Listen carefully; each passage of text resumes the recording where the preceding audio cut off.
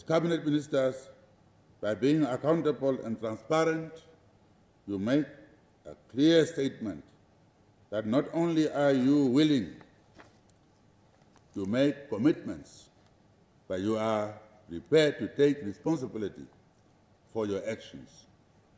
By doing so, you will promote trust among the people in your ministry, the government, and the wider public at large.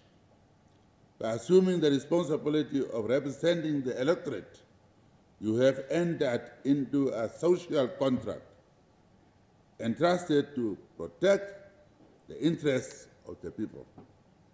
You have to be accountable to this trust, knowing that if you break this trust, you are willing and ready to rectify it. These principles do not only apply to the president. Now, the president has different places to account to. If I were to stand again, I account directly, I will be standing in a court to be judged by the electorate. I'm not talking to you because after I am either forgiven or given a mandate with a pat on the back, then I appoint the cabinet. That's why I'm talking to you now, not excluding myself, because my accountability is somewhere else. But you are accountable to me. Vice President, Prime Minister, and cabinet ministers, but should be cascaded down within ministries, offices, agencies, and at all levels of our government, the central government, regional and local. Governors, mayors, and town councils should be accountable to the people in their regions, cities, towns, and villages. At this juncture, I wish to state that as a means to ensure that Namibia becomes a nation defined by sustainable and shared prosperity, we have identified economic advancement as one of the pillars of our Harambee Prosperity Plan. The president also lashed out at some cabinet ministers for not availing themselves to investors.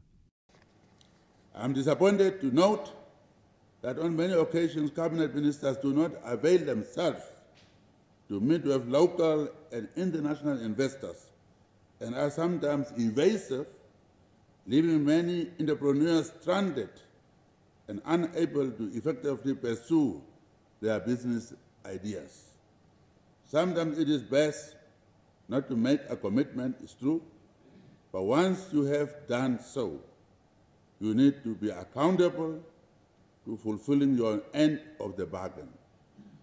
By not availing yourself, this is the problem. Some people think by being absent, you are solving the problem. Some people will have an excuse not to meet the business people who are coming here. Send a deputy minister, like today, those who are not on official duty.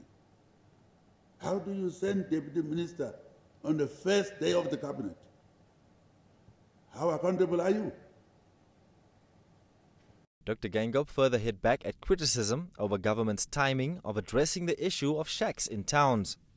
I was reading today's SMS that, oh, what kind of eye operation did you have that you are only seeing these ghettos now? I was born in the ghettos.